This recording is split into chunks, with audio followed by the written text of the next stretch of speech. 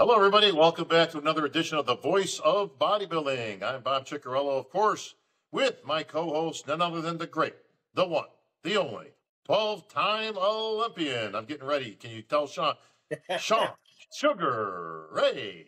Yeah, man. I feel the chill going down my bones. It's been 23 years since I was on that Olympia stage, and this would be the week that you can actually see my cheekbones. It's been a long time since Well, we can I've seen those. we can still see your cheekbones, but they're a little not as But you, pronounced, let's just say, as they you used to see be.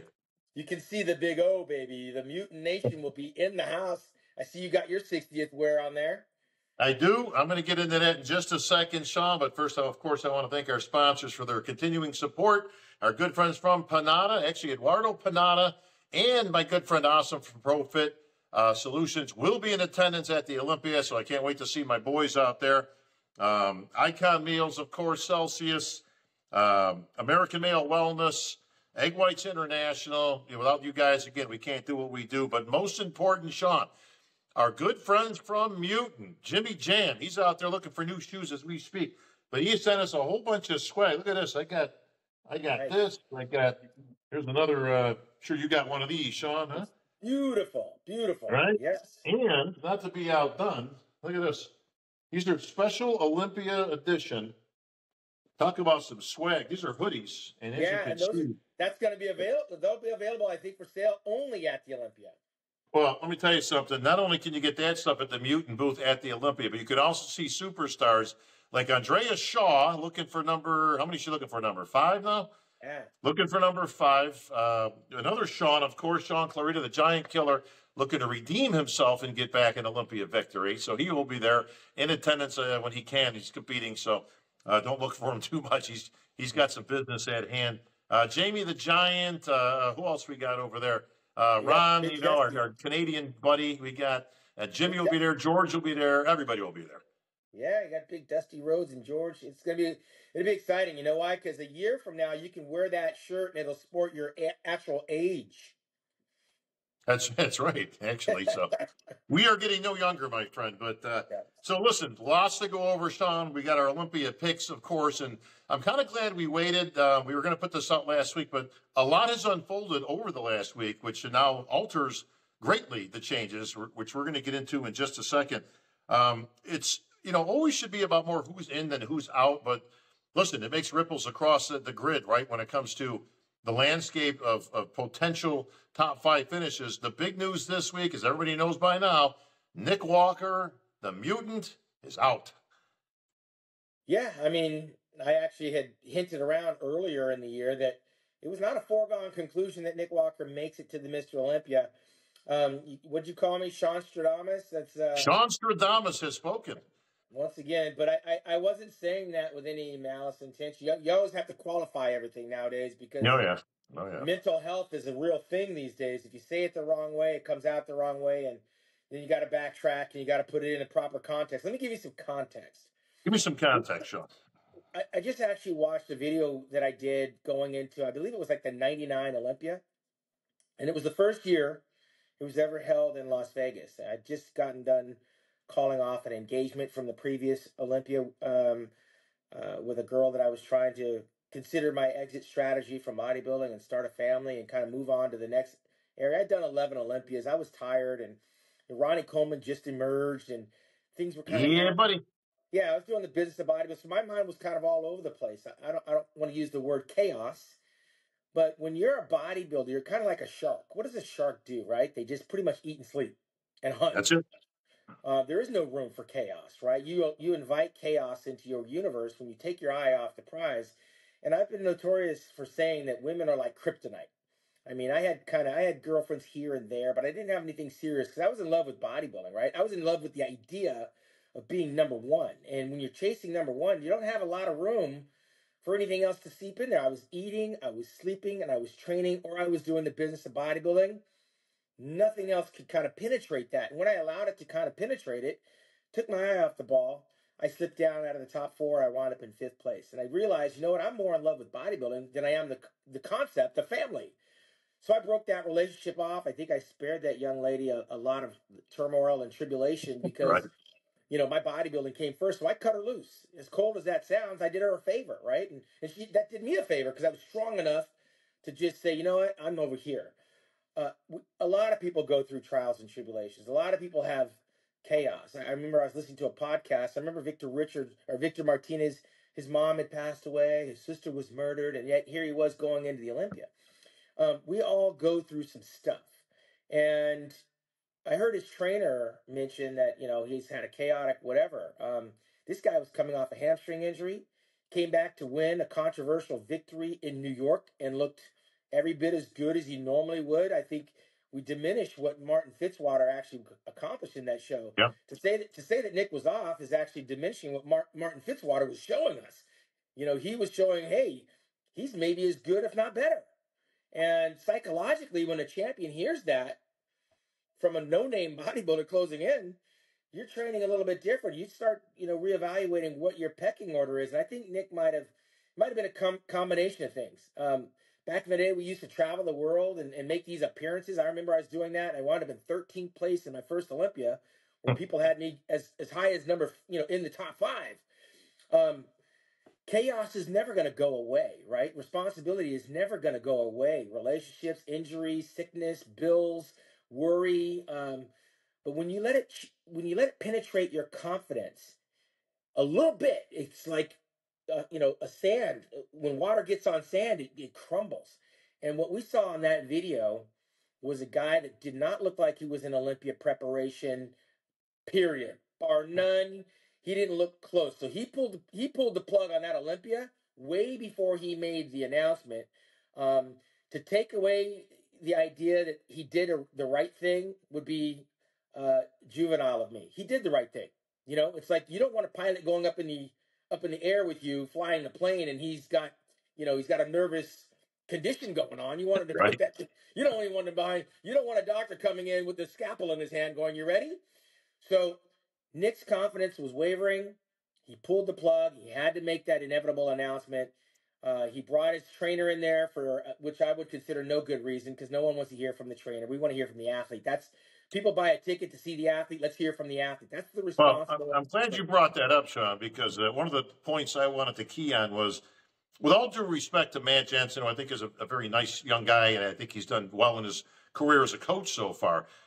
I'm not so sure, and I'm with you. This is not the act of having a manager come out for any good reason. The athlete needs to come out on his own, make whatever statement that you got to make, and move on.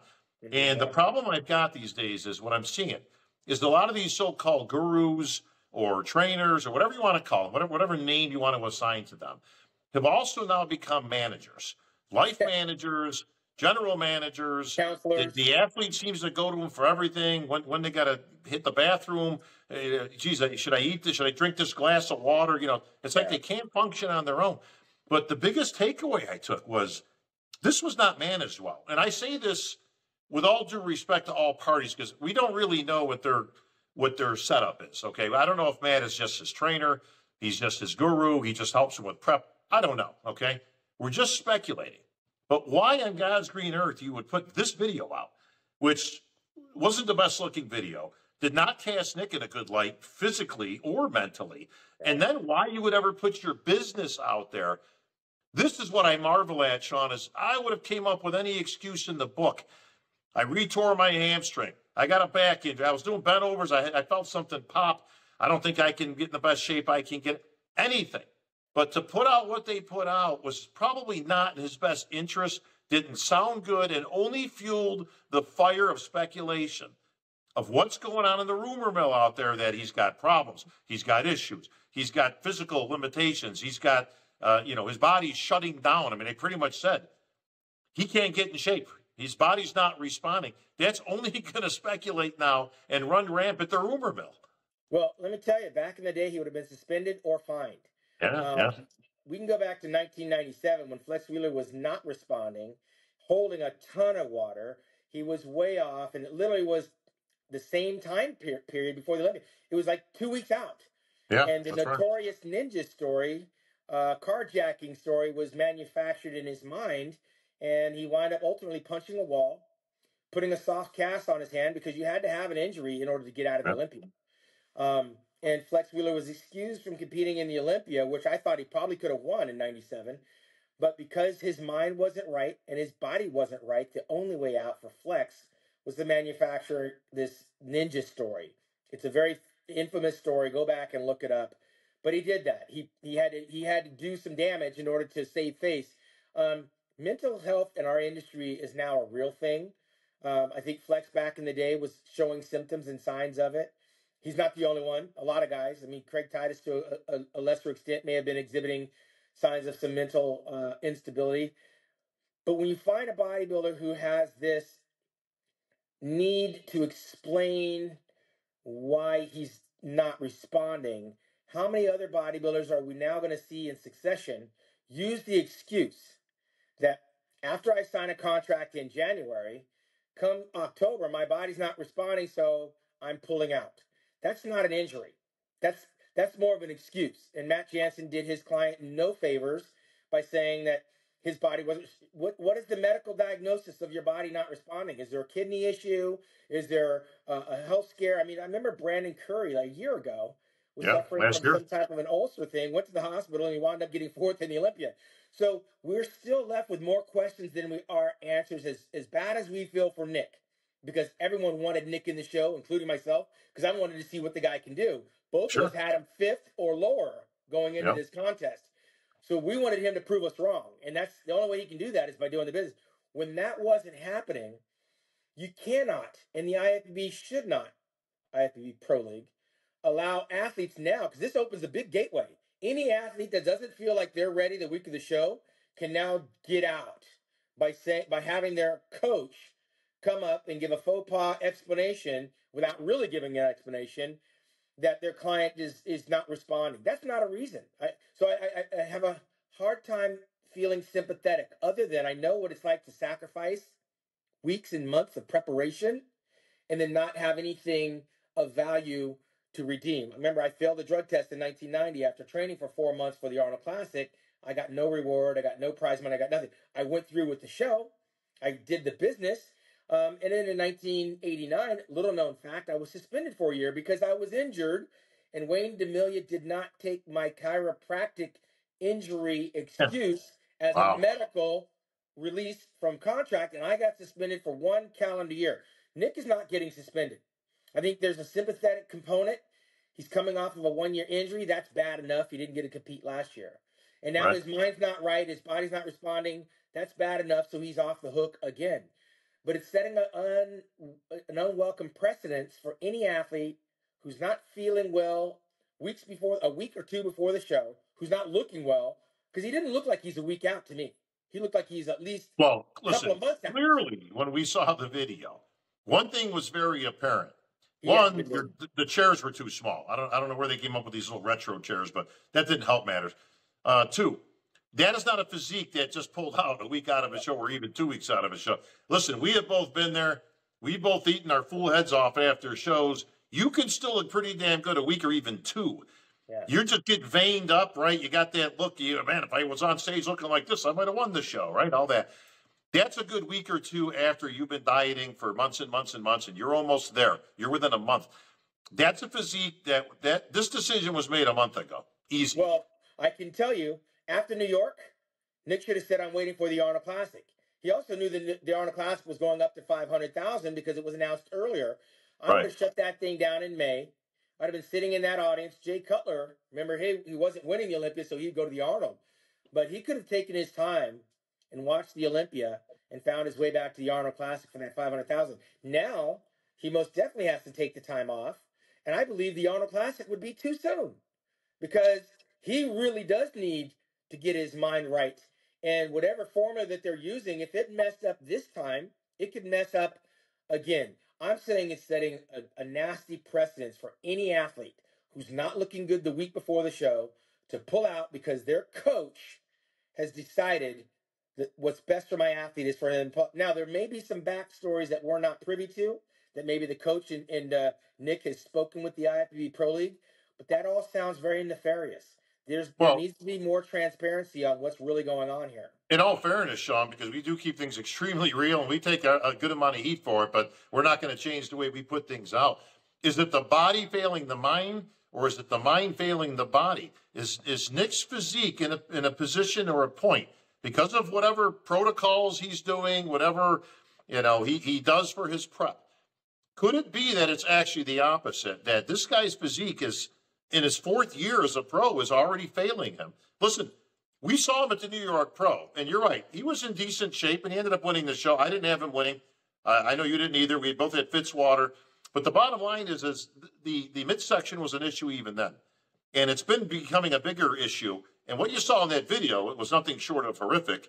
I mean, that was not a good look. Again, I would have reshot that in a whole different light or angle or anything, but that did not help its cause. So which one is it, Shawn, in your opinion? Is it the body that has failed the mind, or the mind that's failed the body? Which one came first? Well, here's the thing. I can tell you, in this instance, it could be both. And we've seen both. We've seen bodybuilders come up. And sometimes the stage, the lights, the situation, the scenario, you can't rise to the occasion. You put too much pressure on yourself. We've seen guys fall off the wagon. I've seen guys miss contests because they broke up with their girlfriends, right? The Olympia for me was the world. So I just refused to have a girlfriend when it came to it. It's too selfish. And I know many guys, they can't eat. Berto Fox couldn't drive a car. So without the help of his girl, Kim, he couldn't even go to the gym. So there's a lot of guys that become codependent on relationships. And now with these pseudo trainer, manager, advisor, counselor people putting themselves front and center into these bodybuilders' universe, these bodybuilders don't even know what their next show is without their coach telling them when and where they're going to compete. Well, and this is exactly what I said earlier, right? Listen, just because you're a guru or a diet coach or, again, trainer, whatever name you want to give it, all right, we know what these guys do. We know what they're there for. That does not necessarily make them smart when it comes to social media. Listen, you guys want to hire somebody? Hire a social media expert, for God's sakes, that can manage your account, because some of these things are the most horrendous things I've ever seen in terms of the IGs and, the PR that they put out there. Again, this video was horrendous. This was not well thought out or well done. This was not put out that would have been in his best interest. And I got to be honest, Shawn, we both got apps out there now that we're putting out there. You with your Build with the Pros, me with my Strongwell, and I think I'm going to expand it. I wasn't really interested in doing a whole lot of quote life coaching, things like that, but I got to be honest, hypothetically, if Nick Walker had called me or you 2 weeks ago and said, "Hey, listen, I need your advice. Not seeing it, I'm not feeling it, whatever, what do you think I should do?" Neither one of us would have pointed them in the direction of what they ended up putting out, for good reason, because this was not, again, masterful. This was not well thought out in terms of PR. And yeah, he's going to take a big hit on this from his fan base, from just the regular, not just his fan base, but the bodybuilding fan base, from the federation, from everybody. This really puts him in a contentious point right now in his young career. He's been around for 4 years, Shawn. 4. Yeah, well, let's not have a short memory. I remember Kai Green was seen on camera crying that the Olympia team would not let him in the Olympia when it couldn't be further from the truth. Yeah. I remember Dallas McCarver crying from his hotel room in New Zealand prior to the Arnold Classic in Australia. Bodybuilders are very emotional people to begin with. And now you put in this body dysmorphia. Then you hire a trainer that's going to train you in the gym, who's suddenly now taking over your diet, nutrition, and your protocols, who's suddenly giving you relationship advice, who's suddenly now your best friend, who's suddenly your go-to counselor. I'm not going to have my plumber come over to my house and start working on my roof just because he gave me a great deal on my plumbing. Right. What the IFBB Pro League is lacking when they have these clinics is what the NFL has and what the UFC has, and that's mentorship programs. Lee Haney's spoken extensively about mentorship programs where these athletes, when they get their pro card, maybe once or twice a year, they should have a clinic where former pros who've been where they want to go have a symposium where we talk about the pros and cons of what's in store as you get ready for these types of events. The Olympia is no joke. It's like the Super Bowl. Great idea. And as great as your physique is, your mentality may not be there. We know some very young guys that are up there that don't know what's in store once they get their pro card, don't know what's ahead of them. But I think preparing these guys a little bit more beyond the insulation of their the guru who's got them cornered and has the mind control. Don't talk to that media guy because he said that you were smooth. Don't talk to that media guy because he said your posing sucks. Don't talk to that guy because I saw online that he said you have a bloated stomach. Instead of having these gurus / coaches take the mind control over the athlete, these athletes need to realize that there's varying degrees of preparation. How sweet would it be to walk in a room and see Lee Haney and Jay Cutler, Chris Cormier, myself, or you, and we're sitting there and we're here to answer the questions for the road that you're about to go down on the road to the Olympia. And it's January, right? So now you can take all of these things, that you have in front of you and give it a little bit better context, different perspectives, insights from Kevin Levrone, from Branch Warren, from the guys that have actually done it. The judges, when you watch, The Voice, who are the judges? These judges are singing artists that have platinum, gold records. Some of the judges are music moguls. Tom Jones. They've been down that road, and they're picking talent based on what they know is talent because they were talented themselves. This is one of the few sports, and I've done it a million times around the country and around the world, in Ireland, South Africa, New Jersey, Las Vegas, San Diego, California. I've done muscle camps where I brought in different people, professionals, to train the up-and-comers. Sean Clarita, he was there in New Jersey back in 2010 when he was Sean 1.0, before he became 2.0. Right. They come there to learn, and now that's gone. That's not there, and we should bring it back. We really should have a symposium where these guys going in the Olympia, go in the other room and talk to the Olympians that have been there, give them an idea of what's in store. Right now, Nick Walker, he definitely showed to us in his emotional state, very vulnerable. He needs time away. But we knew that after the New York Pro because it's a long run from New York to September or to October, but it really is a short run, and they forced that down his throat too much too soon. Well, Shawn, great idea. I'm on board. I think it's a great extension of what we're offering in our respective apps. And I don't see a lot of that. You know what I see a lot of? Contest prep symposiums, how to walk, for the girls, how to pose for the guys, what to look for, the symmetry round, the posing round, right? Dieting information. I see everything except mentalness. Okay. And this is something that's become an issue, obviously. It's not just with Nick. Okay, there's a whole bunch of people out there that are like Nick, or I could say they're vulnerable, or they're listening to the wrong people or whatever. So, maybe this is something we can get Mutant involved with or one of our sponsors. I would love to be able to do a series where we get a group together, kind of like in the old days, Shawn, we used to get the Shawn Ray camps together, that type of a thing. And we get an expert panel, like you said, like The Voice, where you got a panel of experts, it's not unusual, Shawn, that Tom Jones would be considered an expert. You like that one there. The ones that and to give you the right advices out there, but this touches on a much bigger issue. And again, it involves everything from social media management to, contest prep. Not everybody is built for social media. And as I'm seeing, you know what I think a lot of these guys need to do? Delete their social media account. Put it down. Yeah. Listen, you ain't making shit anyway. Okay. There's no big money rolling in. All right. You think likes is currency. Okay. It's not. All right. It's just bragging rights. Half of the stuff's fake. Half of it's bought out of, they're bots out of India, things like that. You're keeping up with the Joneses. The problem is they can't handle the truth. A la Jack Nicholson. They can't do it. Bro, they can't do it. They get a little bit of negativity and they go absolutely ballistic. We just dealt with this some weeks ago in a whole different instance, right? Get rid of your IG accounts if you don't like the negativity. You can't just block out all the, quote, haters that don't agree. And then when somebody like you and I come along and we actually give the hard truth, we get blasted for it. Well, and you know what? I don't mind getting blasted because I know they hear it, right?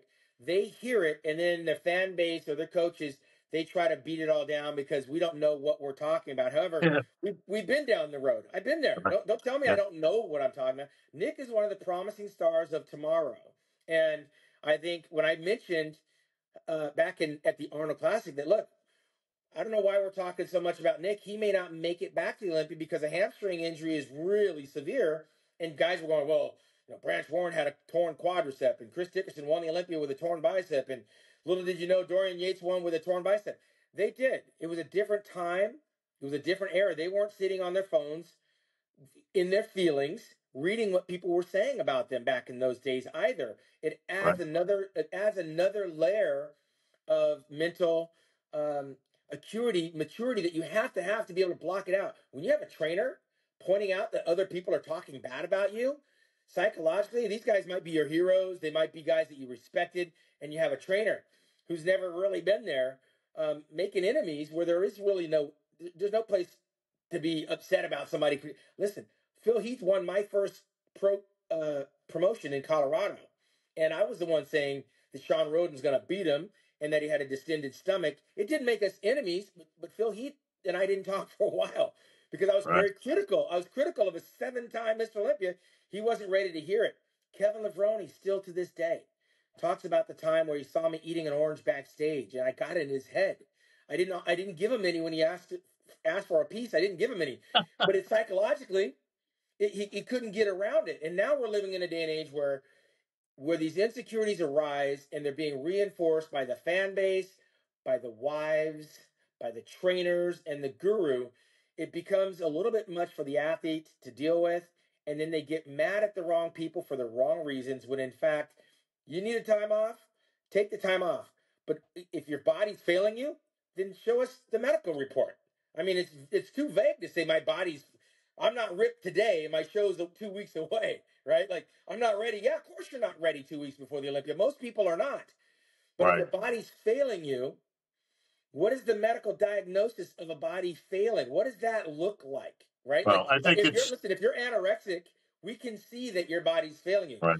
If you're bloated and you're puffy and you're huffing and you're puffing and you're training, doing an hour and a half of cardio, and you're training twice a day and you're on a low carb diet, then there's a problem, probably medical. But we never heard what that medical condition was. Well, All we heard was the body failing. they were just vague enough to open up again that can of worms of speculation, of innuendo, of rumor. Again, this was not either one of their best interests, especially not Nick's. They should have closed that door with an absolute concrete. Got a bad, slipped a disc. Okay, great. Listen, we wish you the best. Geez, it's too bad. Tough luck, right? But as a show of good faith, by the way, I think you should bring Kevin a fruit basket when we get to the Olympia, bro. Give him that 100%. orange he's been looking for all these years. But it also, before we get into our picks for this year now, Shawn, longevity seems to be an issue. Like we mentioned, Nick's been around for 4 years. This Right. is a great up and comer. Listen, good bodybuilder. We're not the biggest proponents of his physique style. That doesn't take away at what he's done. That he's a freak. He's got a lot of muscle. He's good for the sport. The only guy to hear that with any experience on this stage is Brandon Curry and Bonac, who's probably in his final Olympia. I know we mentioned a few times that this is pretty much his swan song, and he's moving on to other endeavors. But Brandon Curry as the consummate out there, Derek, Hottie, Samson, Andrew, Jack, Raphael, these are all relatively new guys with literally only a handful of years behind them. Are the days gone, Shawn, of the Shawn Rays, of the Dexter Jacksons, of the Phil Heaths even, of somebody that's around for 10, 11, 12, 13 years? I absolutely believe they're gone. These guys do not have long careers ahead of them. One, they're turning pro later in life. We don't have 20-something-year-old professionals. When you take out Hunter and you take out maybe a Nick, they are the exception. Even Derek Lunsford, they are the exception, but there's 3. After that, you get stumped. When I was coming up, I had Flex, I had Kevin, I had Chris, I had all these young guys, even Cutler and those guys. It's gone to a place where, again, this whole mental thing, it really does affect the longevity, the selection of when and where they compete. It's the business. Brandon Curry is one of the guys we are not talking about, who may also be in the twilight of his career. This might be the last time we see him. He's changed trainers. Right. He's got 4 kids and a wife at home. He's gone half the year over there at the Oxygen Gym in Kuwait, and he barely made it into the Olympia and got a 4th place. The depth wasn't there that year, which I think pushed him into the top 4. This might be his swan song. He's 40. I believe he's 40, at least. Gotta be. Correct me if I'm do the math. But yeah, him and William Bonac and a few other guys. This is a show that Nick can afford to sit on the sidelines. The show will go on. Remember, the Mr. Olympia survived without Kai Green, and he was dangling the carrot in front of us for at least 3 years. Yeah. That he was going to be in it for 3 consecutive years, and he never showed up ever again on a pro stage. the same way that Big Ramy, without an announcement, has already missed 2. This will be his 3rd Olympia, I believe, that he's not in. Yep. The show is bigger than one athlete. And as much as Nick Walker has made such a meteoric rise and a big imprint on our industry, the Mr. Olympia is bigger than any one athlete. If another one falls out, the show still goes on. There's always someone there nipping at the heels. Again, you take Nick Walker out, someone like Martin Fitzwater is licking his chops because there's really not another Nick Walker on that stage. That physique style, Branch Warren, Jay Cutler style, it's not on the stage. So you have these other shapelier bodybuilders who now do not have to deal with, no pun intended, the mutant. So I know what it's like to sit in that audience and watch the Olympia, and I felt for Nick Walker a year ago because he was sitting there in that wheelchair in front of me. And he probably felt like the Mr. Olympia is a million miles away from his economy. 1989, I experienced the same thing. I was watching it in Rimini, Italy, home of Panatta, and it was on my birthday. And I watched that show, and I thought, it's going to take a miracle for me to get back to that stage. But lo and behold, a year later, I wound up propelling myself to 3rd. Nick Walker can get back there. We're not knocking the physique, but that physique and the mind have to be in synchronicity, and he's got to block out the noise of social media. He's got to block out the noise of the critics. And I believe he cannot continue to insulate himself with trying to get the Olympia for his coach. That Olympia title is for the individual. I mean, this is something you're either thinking about that's going to be part of your DNA or it's not. But if you're doing this for someone else, I believe potentially it's for all the wrong reasons. Because we've seen athletes change coaches, just like Jay Cutler worked with Hani Rambod one year, worked with Chris Aceto. We've seen Dexter Jackson working with one guy one year, and he's working with George Farah the next year. Coaches can come and go, and you can plead your allegiance to them because you got all your loyalty in. But when it starts to go south, sometimes changing the coach is the best thing. Dexter Jackson added, he said, another 10 years to his career when he switched to George Farah. Yeah. Now, marriage is one of those things that's not a guarantee in life. The only thing that's guaranteed is death and taxes. These relationships can be very contentious, and these are like climbing Mount Everest at some times. You're going to agree to disagree, and when you finally do disagree, you're going to go your way, and he's going to go his way. He's got to get it in his head that if the DNA of the Sandow Trophy resides in his blood, it's not about his coach. It is about him.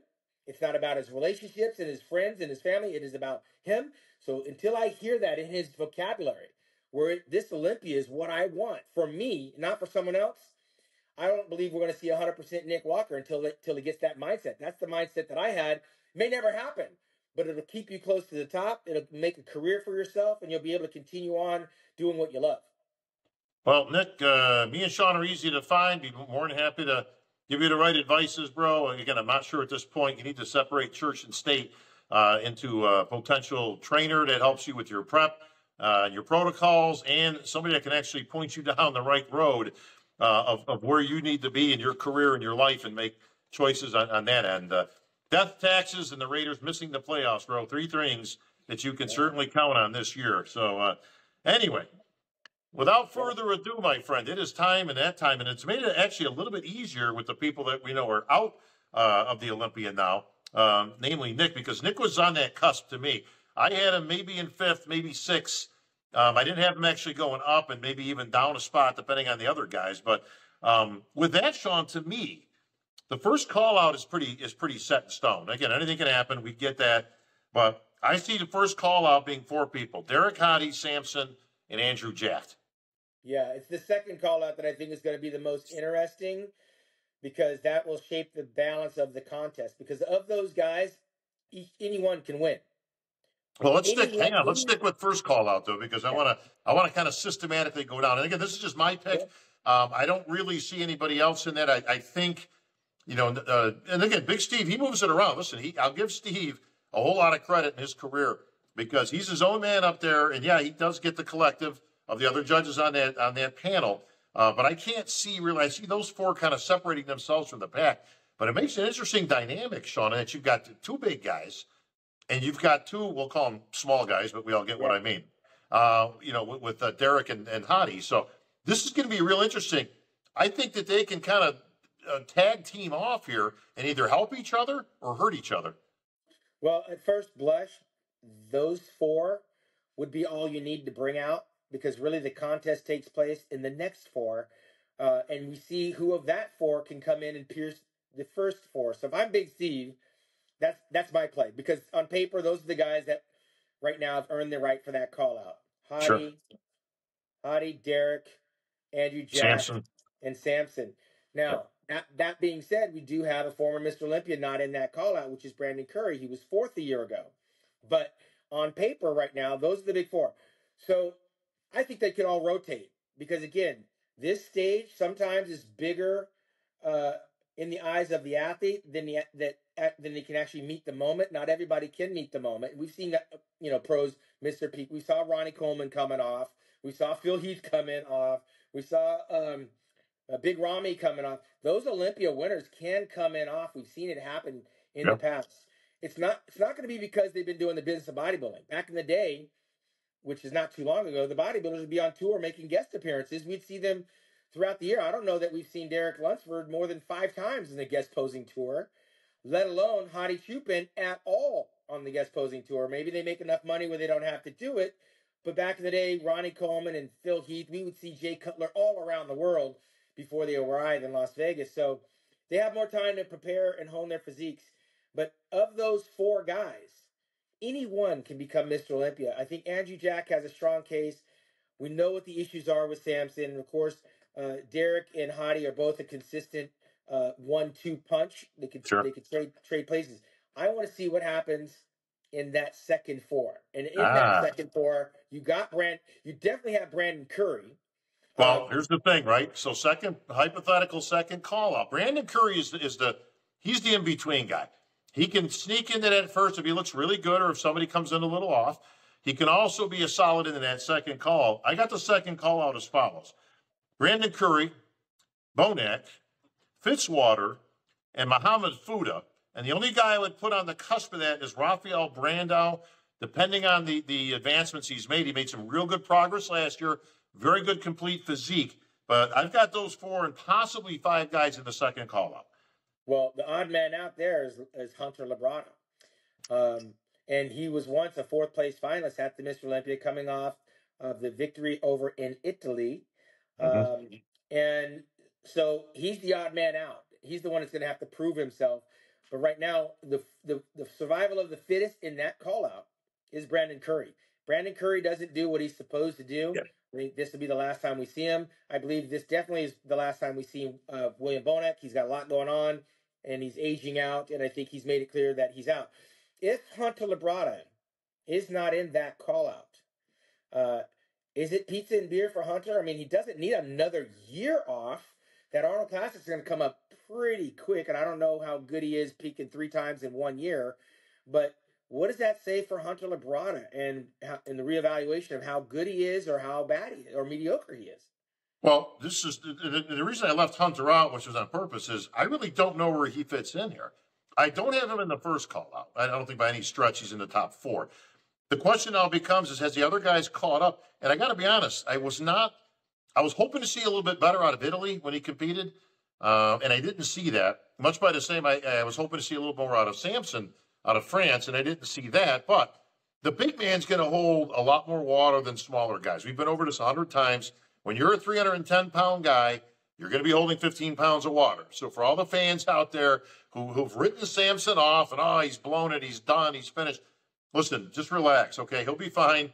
You're going to see the same Samson that you've always seen. Now, that might be the very essence of the problem, Shawn, is are we going to see the same Samson? And if we do see the same Samson we've always seen, what's the highest he can place? I can tell you the probability is that we do see the same Samson, because he hasn't proved to us that he can actually do it on that Olympia stage, much like Flex Wheeler. Flex Wheeler was always a guy that could win the Mr. Olympia, but not once did he ever hit his peak on the Olympia stage. He hit it over in England. He hit it over in Ohio time and time again.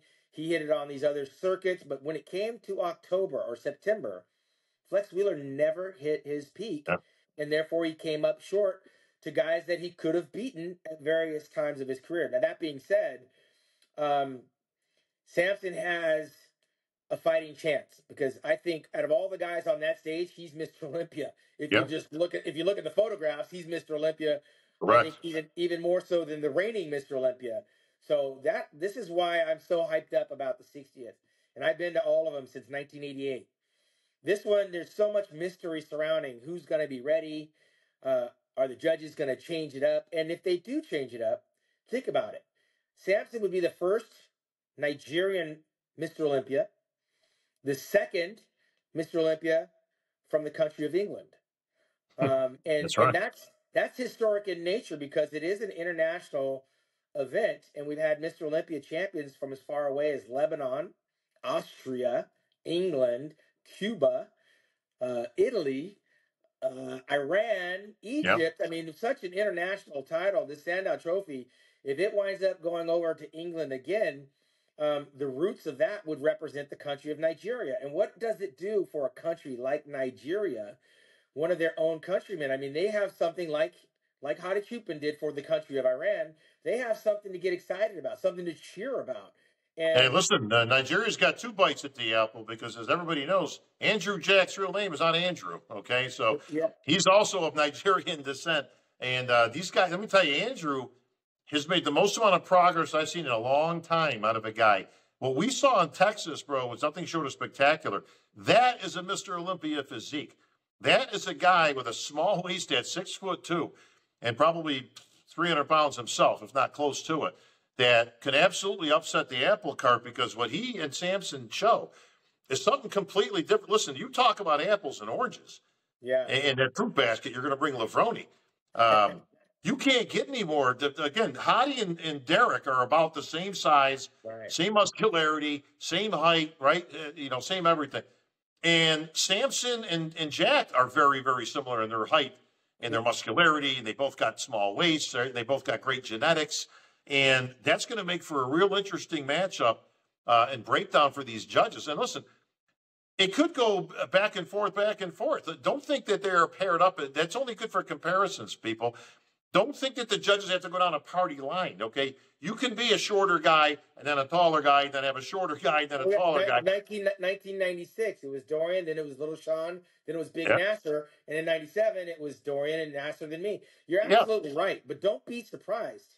Do not be surprised if it's a 1-2 punch for Nigeria. I mean, those guys could be, Samson and Andrew could be 1 and 2, and Derek and Hadi can be 3 and 4, and that would just be a whole nother scenario going into 2025. Wow, I mean, wouldn't that be something? There's a lot going on this next week. As a matter of fact, this week. Brandon and Hunter, to me, are the two they're the two guys that are going to kind of sway this one either way because Hunter, listen, he's been as high as fourth place, right, in the Olympia a few years ago. And Brandon is a former Mr. Olympia, so you can never write him off because what he brings is still spectacular. He's still got a great physique. Doesn't he have enough gas left in the tank? That's going to be the question. So those two guys are the catalysts up in those top two call-outs to see which way they tend to go or if somebody comes in off, of course. I'm seeing round 3 shaken up as Akeem Williams, John De La Rosa, John Jewett, Theo Legulé, and the other guys that would have been in there are out of the show. Most likely Tonio, Burton, he said he was out a while ago. Yeah. Nick, obviously, we just learned about Beirut can't get over here, unfortunately. Nathan Diasha, interestingly, I don't want to get off on a tangent here, put out an interesting post the other day saying that he was out of the Olympia when I didn't think he was in the Olympia because he can't get over here via visa issues. That's been the last 2-3 years, correct? But he was qualified, so he did earn the right to come. Correct. Regardless of the legalities of him not coming, he wanted to make it official. My announcement comes out tomorrow that I'm not doing it. So, I think I got a lifetime qualification. I'm announcing tomorrow that I'm actually not going to be on the stage competing, but I will be there. Well, I'm making an announcement right now that I will be on the stage, okay, at the Olympia, both nights. So yes. I am absolutely in, bro, and I will be there on stage in living color. But, Nathan had an interesting take, which we both saw. And not to take away, listen, I think Nathan's a damn good bodybuilder. He's won more shows than people think. He's pretty consistent out there. He's got a few physicalities that keep him, I think, out of being a real top, contender. He's got that long waist going, the high lats. But what a spectacular physique. But he had a whole dissertation that had nothing to do with whether he can get over here or can't. It was actually about the business of bodybuilding, which we often talk about. And he said that in his best interest, it doesn't really make any sense to compete in the Olympia. So let's take out the fact that he actually has an issue getting here, Shawn. Let's just say he could. Did you agree with what he put out in terms of the financial breakdown and that it really didn't make any sense for him to compete in the Olympia? 100%. I've always said I was doing the Mr. Olympia to be Mr. Olympia. If I didn't have a chance to win it, I'm not training to go and watch the Ronnie Coleman show. I never believed that I was just going to be a spectator watching Dorian Yates. You can't win if you don't compete. But if you're going to go and you don't think you can win, what are you doing? Number one, it's very expensive. Like he said, he broke it down. He's got a family of 4. Yep. He said it was 800 pounds. I believe it's almost dollar for dollar. $800. Yeah, it's pretty much dollar for dollar. So now you're at $2,400 on 4 plane tickets. He's got to feed his wife and kids while he's there. The Olympia doesn't do that. No. They probably want to go out and do some things because it's Las Vegas. It becomes a very expensive proposition as this guy has a family of 4 because I believe he gets 1 ticket. He's got to buy the other 2 for his kids, right? Right. It's a smaller venue, so these tickets you don't just get extra for your family members. And that's you could leave the family home, right? Like, they don't have to go. Yeah, but I mean, at the end of the day, you want to come see your dad play in the Super Bowl, or you want to watch it on TV? Well, of course, but I mean, if you're, listen, let's just say you don't have the monies for that type of thing, but I get what he was saying. Listen, legitimately, Nathan would be a top 10 contender. I think it's somewhere in that 6 through 10 crew. He absolutely beat somebody up out of there, and he could take, listen, I think Tonio was 9th or 10th, 8th, 9th or 10th, somewhere in that range. Last time he could be very good bodybuilder. Nathan could easily challenge him for that spot. But that doesn't pay a whole lot. Those spots after 7 or 8, it's not big money in your pocket. I guess the question would be, Shawn, is not really from a check standpoint or prize money. But listen, nobody ever got into bodybuilding for the money. We all know that. But does it give you the affordability of a platform? Does it give you a name in the industry? Does it lead to contracts? Does it lead to guest appearances, things like that? So while he may not get a check, does it help your cause to win shows, to grace the Olympia stage, right, and have your presence there for the fan base and the businesses? Is that enough to incentivize somebody like a Nathan to go there, not for the prize money, but for the opportunity? Well, no, listen, if you're young and you've never done the Olympia, I'd be all in. But Nathan's probably closer to 40 than he is 30. And he knows what the monetary cost is. He's got to sacrifice the entire week away from his family as they're there. Yep. He's eating, sleeping, and training. He's not really engaging his family. And his business. He's got gyms. Yeah, and he's away from his business. And listen, it's not the most healthy time of the year for a bodybuilder doing the Olympia weekend. And it is a lot of work. It's a lot of stress. Like you said, his time is accounted for. You got press conferences. You got pro tanning you got to do. You got meetings. You've got the meet the Olympians. You got all these obligations. And at the end of the day, he recognizes that monetarily he's losing money. And second of all, he's not enjoying the weekend because he's not there to win. So if it's his first time and it may be his only time, I get it. Let's go be part of the festivities and see what this Olympia thing is all about. But if you've been there before, you know how demanding it is. And me personally, if I wasn't in the hunt, I'd rather watch it. That's why I say these cup rounds, if you got these guys outside the top 15 after prejudging, if they just have an opportunity to watch the show because they know they're not going to be able to win the show, they would probably feel a little bit better about themselves. But when you got to come back and you're 20th or 24th or 25th, it's like going to the gallows, man. I mean, these guys are long in the tooth. Right. And they don't want to put the color on. They don't have any motivation, and it's a sad affair for them to be forced to have to come back and go through the ceremonial one pose on stage and then pizza and beer. Yeah. I think Nathan did the right thing, even though he's qualified, because now if he wants to watch it at home, he can appreciate that. If he wants to come to it and do the business of bodybuilding and networking and signing autographs, that's also a very good place to be amongst your fans that normally don't have access to you. Well, Nathan, hopefully you're watching, and we wish you the best, bro. You're great for the sport. Always been a good guy in my book. It's too bad anytime either politics or, I don't know what you want to call it, the country politics gets involved. Again, Beirut, another great bodybuilder out of Iran that just cannot seem to get that visa resolved 3rd year in a row now. That's bad because this guy's a talent. He absolutely, I would have had pegged for that first call out because he's actually that good. But Hopefully he can get that rectified in the future. The other guys, again, have made tactical decisions to not go in the Olympia, be it Nick or Tonio or anybody else in the other divisions. I know Jennifer Dory is actually not defending her title, so that's a title that's up for grabs in bikini. We really don't focus a whole lot on the other categories because this is our wheelhouse. But Bumstead's going for number 6. I don't really see anybody standing in his way. Does he have any legit? I mean, Ramon has never beaten him. Wesley Vissers is kind of more of a new face at that level. Does Vissers have what it takes to take the champ out, or not really?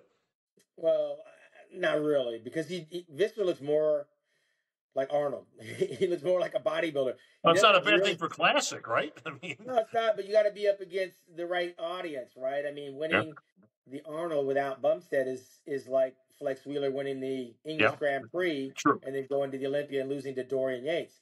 It'll be interesting because again, I don't think Chris is impenetrable. We've seen the best of the best get beaten before.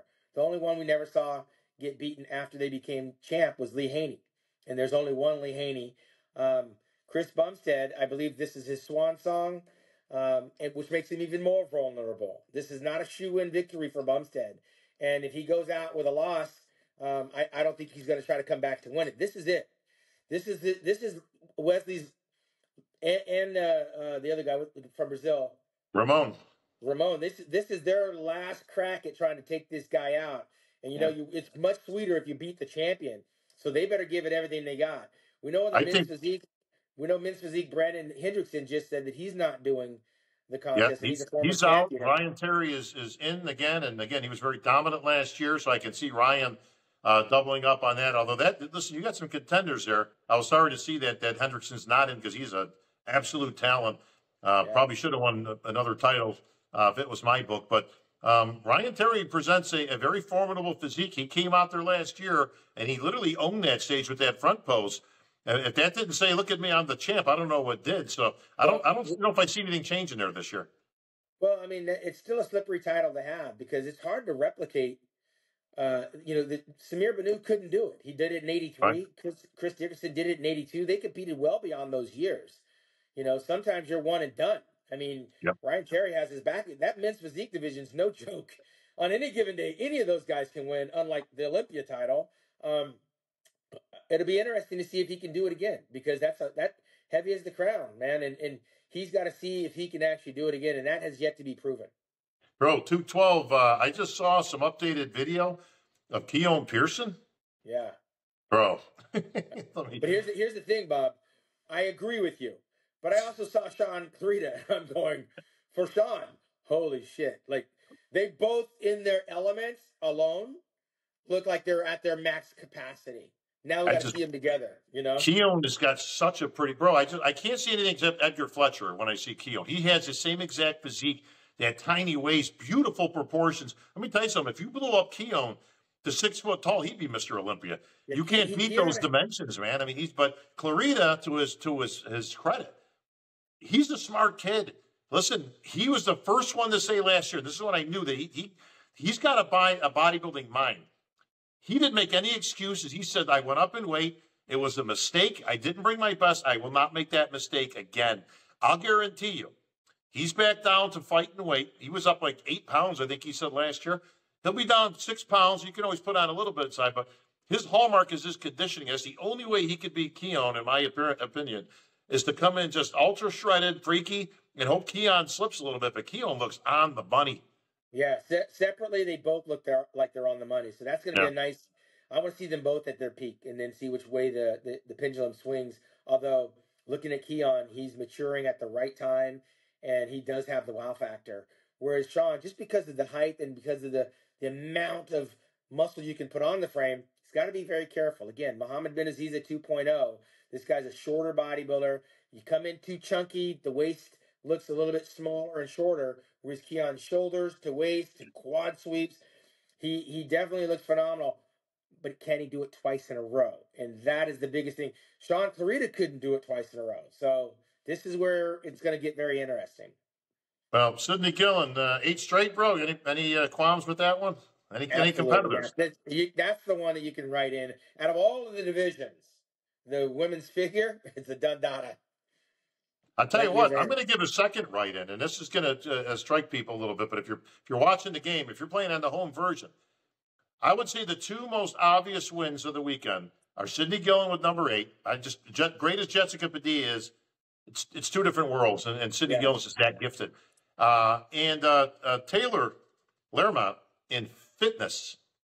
Yeah. Okay, doesn't get talked about a lot. I know the girls discuss it. We don't really cover the girl stuff a lot, but this girl is so gifted that she is head and tails above. I believe she's had a year to perfect her physique because she did look amateurish when it came to the physique, even though the physique round's only worth 1/3. But the routine round, she is so dominant. She can do things out there that I haven't seen ever. And when I say ever, I'm going back to the early days, bro, the Kelly Ryans and the Stacey Hiltons and some of these names that people will remember. Very gifted athletes. She's head and tails above them. Look for Taylor Lermont to be your next Miss Fitness Olympia champ. Who are we missing from that lineup? Is Missy Truscott back or not?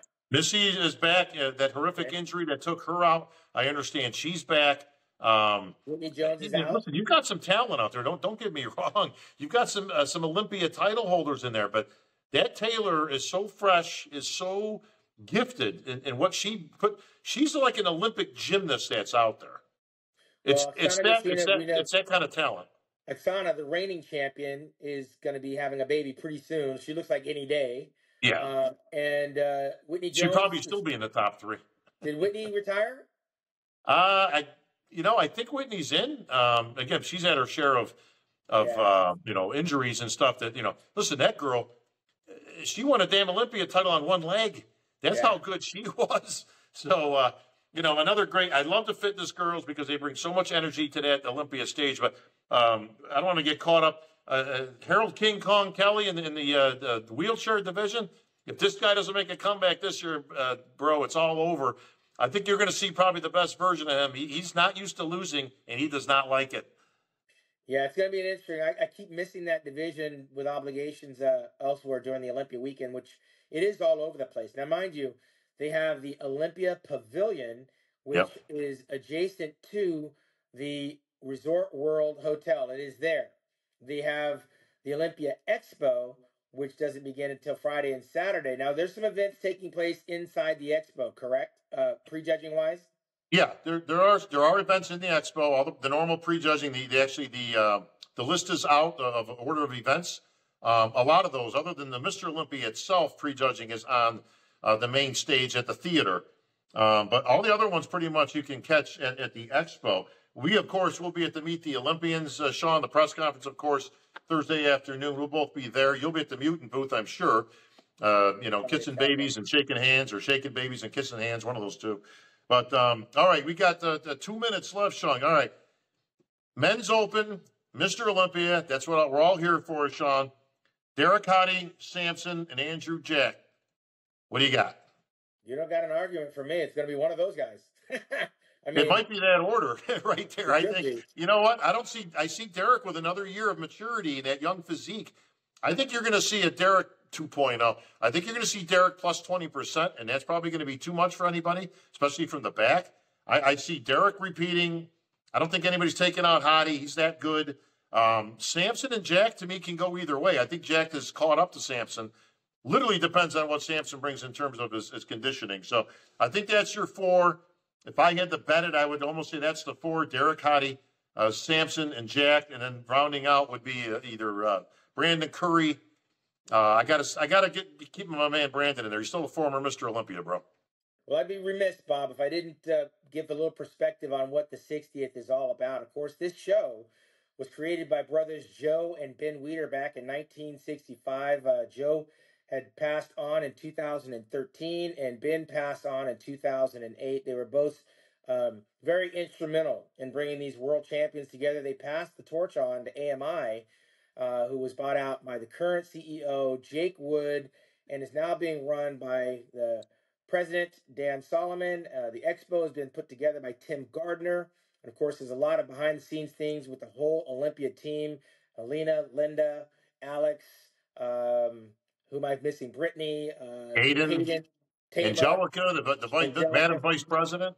Yeah, there's a lot of moving parts keeping this thing together because it has been supersized since Jake Wood has taken over. The prize money is at an all-time high, and we are in one of the most exclusive venues at the Resort World that we've ever seen a Mr. Olympia contest being held in.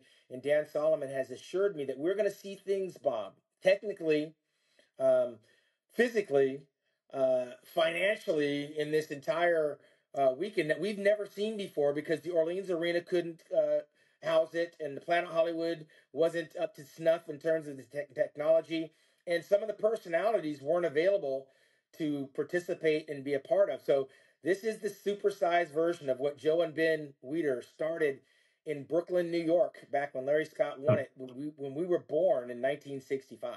Where were you when Larry Scott was king? I remember that from years and years ago. I was in a diaper. I was 1 month old. You weren't here yet, but I was waiting. I wasn't even here yet. I had yet to make my debut. But one thing is for sure, Shawn, and all that is well said. History will be made once again on Joe Weider's 60th Olympia stage, and you will hear the words "and new," and still, and once again all weekend long. Best seat in the house always, Shawn. That's going to wrap up our Olympia prediction, and we'll see everybody there. Hopefully, if you can't get to Vegas, get the pay-per-view, everybody. It's out there. All the information's at MrOlympia.com, and we will be on our way to Vegas this week, bro. For Sugar Shawn Ray, I'm Bob Chick, and we will see you in Vegas.